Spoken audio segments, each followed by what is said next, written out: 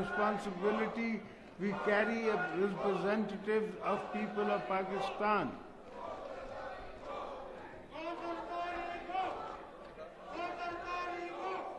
Nations are tested only in times of crisis, but a key crossroad.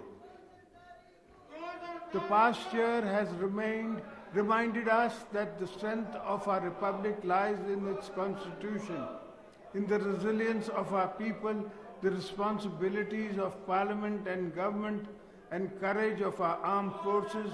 As we begin a new parliamentary year, we must build upon the resilience, safeguarding sovereignty, strengthening constitutional governance, and advancing economic transformation so that the stability of because growth and generate prosperity, progress, for peace for every citizen.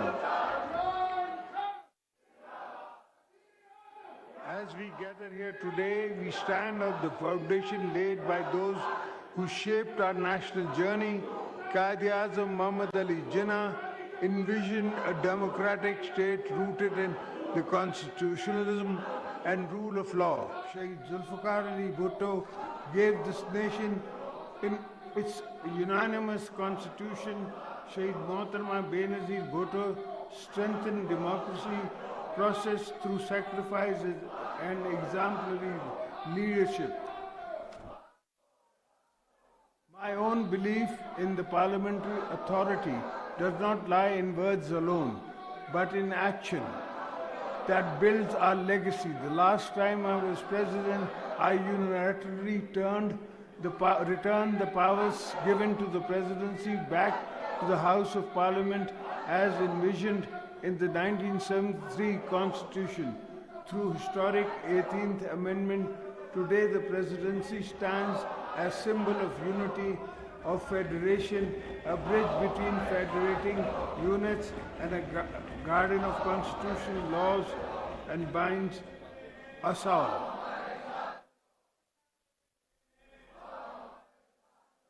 Honorable members, the past 10 months tested our nation in profound and complex ways.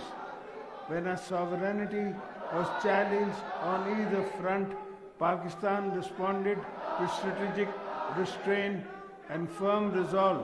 When confronted with unprovoked attacks on both our borders, one after the other, our armed forces acted with outstanding professionalism and discipline. In the case of Marka-e-Haq, they turned India's attack on our motherland into a landmark strategic victory. On the western border, when the Taliban regime ramped up a long line of attacks, the night of 26th February, our security forces acted decisively to signal zero tolerance for any incursions or sovereign territory. The political leadership stood united. The people stood resolute. At the outset, I want to express my nation's undying gratitude to the heroic defenders of our borders. It is because of the vigilance, bravery, and service that we are sitting here secure in our workplace and homes.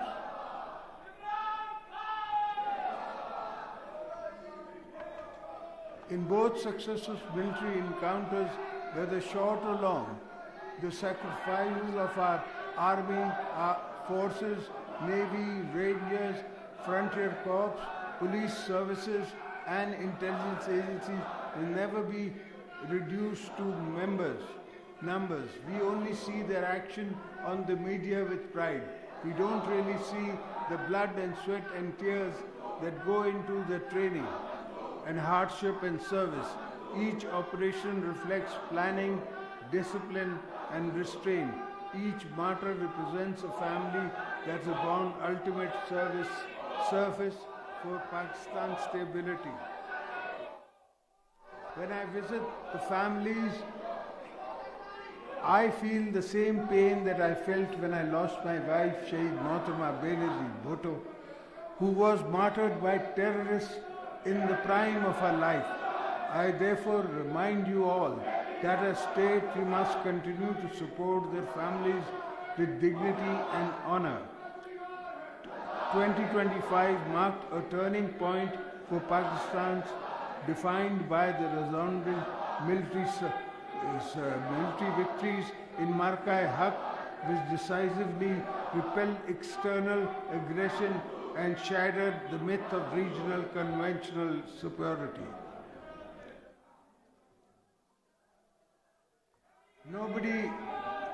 Nobody in South Asia will be free and safe until the Kashmiris win their freedom from Indian occupation.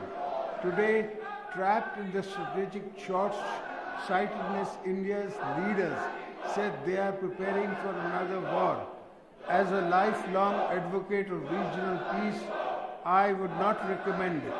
At the same time, I would also say that any aggressor should prepare for another humiliating defeat. Make no mistakes, we are ready for you. My message to them is move away from war theatre to meaningful negotiation tables, because that is the only path for the regional security. Pakistan is a responsible nuclear state. We understand the weight of that responsibility. At the same time, we are a state that defends itself decisively when required. Our conduct reflects maturity, confidence, clarity of purpose. In 2025, we acted when necessary and exercised restraint once objectives were achieved. The message was understood clearly within the region and beyond.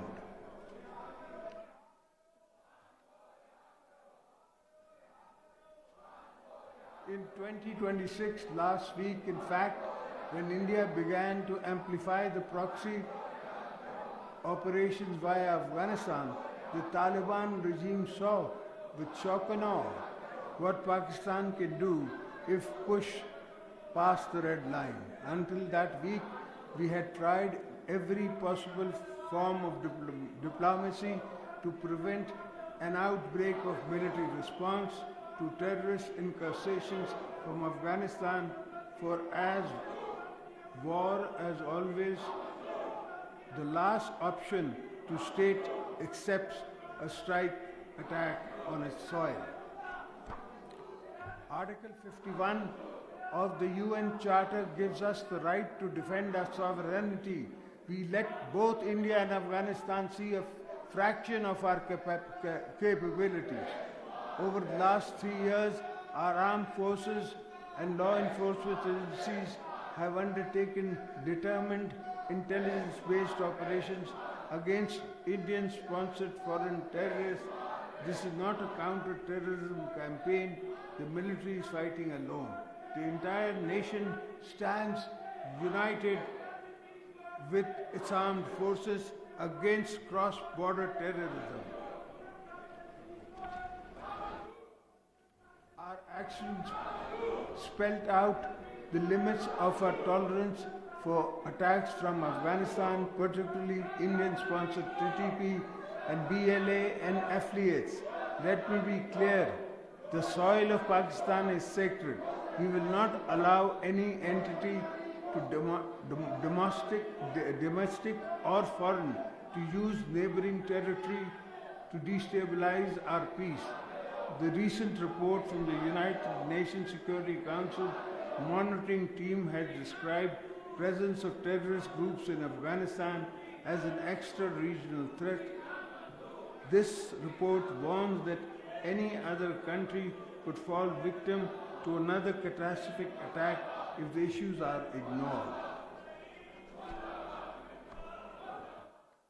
However, it is a sad fact that despite multiple diplomatic engagements by Pakistan and our friendly brother countries, the Afghan de facto regime continues to provide safe sanctuaries to a variety of terrorist groups, including Al-Qaeda, BLA, and TTP.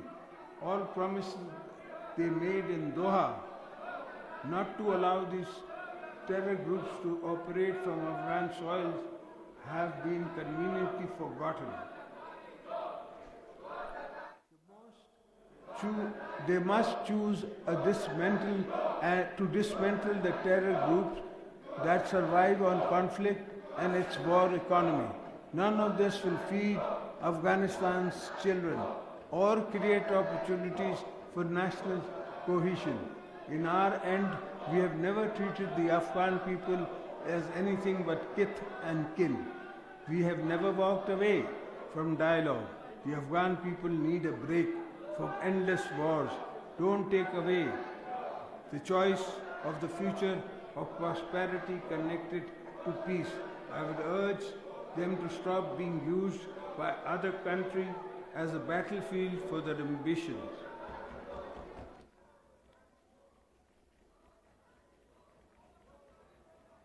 Ladies and gentlemen, Pakistan remains deeply concerned at the recent grave developments and has always sought to prevent unilateral attacks on any country. In this spirit, we strongly condemn the war being waged on Iran while negotiations were underway. We have reaffirmed our support for sovereignty and territorial integrity of our brotherly nation. I join all Pakistanis to condoling the martyrdom of Iran's supreme leader, Ayatollah Ali Khamenei. May Allah grant him highest place in Jannah.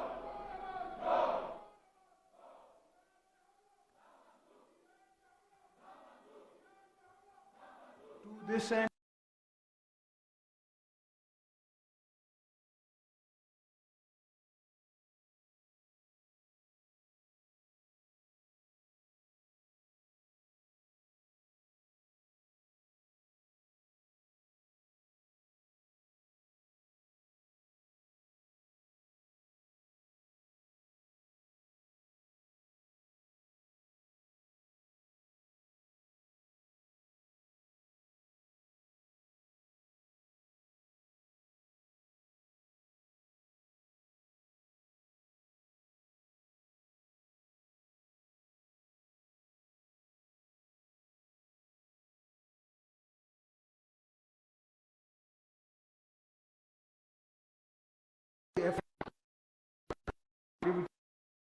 Two 2.0 will revolutionize Pakistan's infrastructure.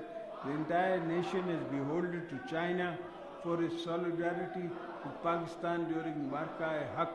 I am grateful to the President Xi for advancing our shared objectives of security and connectivity. We have deepened our ties with Gulf countries, Azerbaijan and Turkey.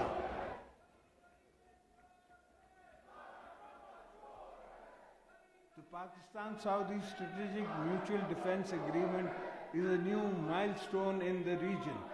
Ladies and gentlemen, while our efforts today are focused on ending the sufferings of the Palestinian people and ending the destruction of Gaza, our principal stance remains unchanged. We will continue to support the creation of independent and undivided state of Palestine with borders as before 1967 and Al-Quds al-Sharif as their capital.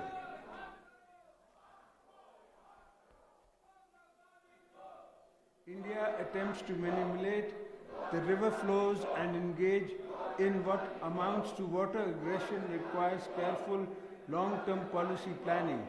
India's illegal actions that place Indus Water Treaty in absence is plain and simple. Hydro-terrorism, a weaponization of vital water flows to exert political leverage, the bilateral disregard for international and humanitarian law not only jeopardizes Pakistan's agriculture economy but signals a dangerous escalation in India's strategy to destabilize the region.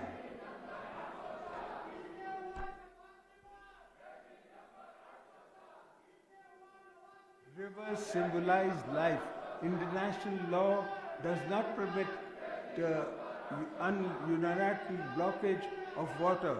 This is not merely a bilateral issue.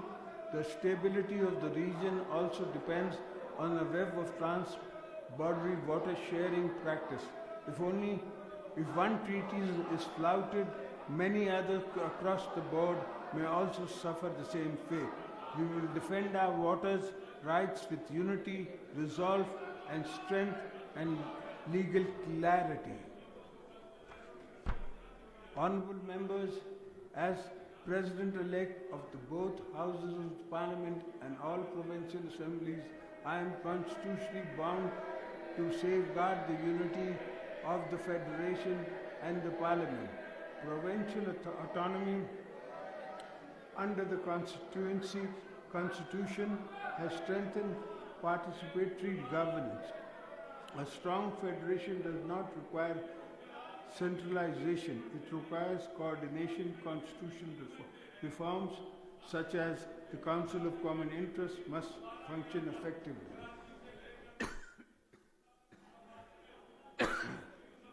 Issues relating to our natural resources, facial distribution, energy coordination, and water management must be resolved through consultative.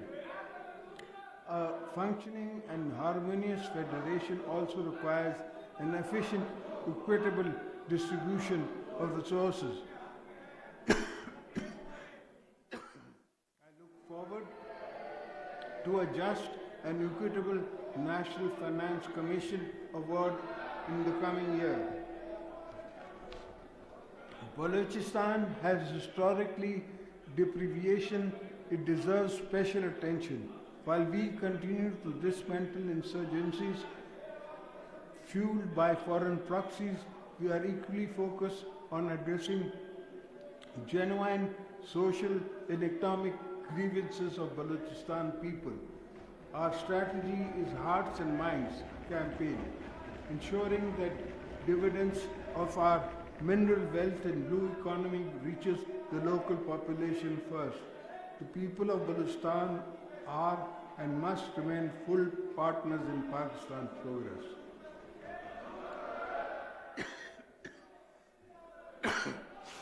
Honorable members, economy stability is inseparable from national security. I commend the government for steering the economy out of a virtual collapse it faced in the spring of 2022. Through steady stewardship, we have been seen stability return to key indicators. But this is the first step on our journey to a sustained people-centered growth. Our salary class, pensioners, laborers, small traders have endured long night hardships. Next phase must therefore focus on inclusive growth, jobs, and direct relief. Structural reforms remain essential. Transparency in taxation expenditure is fundamental to trust. The tax base must be widened. Technology innovation are reshaping the global economy. Pakistan REST policy framework for emerging sectors, digital assets. Sustainable platforms have been created to support responsible expansion in these areas. We cannot afford technological isolation. Perhaps no single bottleneck, constraints, or economic potential may then energize the cost. At a time when the world is moving towards clean energy, Pakistan cannot afford to lag behind. Energy reform is not a sectoral issue. It is a precondition for industrial revival. Agriculture anchors food security and rural livelihood. Climate resilience, agriculture, water management, and coordinated policies are strategic imperative. Climate justice remains a principle we will continue to advocate internationally, but it must be visible at home too. Poverty cannot define the experience of our population, While we plan on going forward, our special protection framework, BISP, should grow to empower those of the bottom of the social pyramid. We must continue to dismantle barriers of women progress, ensuring the daughters of Pakistan have the safety, digital access and financial independence to lead our nation into the future. Honorable members, security, economy, constitutional governance and are interconnected pillars. Weakness is one undermines the other. Strength in one reinforces all. Pakistan has emerged from a period of acute pressure with restored credibility and renewed confidence. The responsibility now lies with us, legislators and policy extraction, to ensure the gains and consolidation as we begin this new parliamentary year. Our priorities must remain clear. Protect sovereignty, eliminate terrorism, build on economic stability towards growth and job creation, strengthen federal harmony and deepen democratic governance. Let us preserve the unity displayed in the moment of trial. Let us institutionalize reforms. Let us ensure microeconomic gains translate into household relief. Let us safeguard our borders while creating opportunities within. May Allah Almighty guide us in fulfilling the trust placed on us. Pakistan Zindabad, Parliament Paindabad.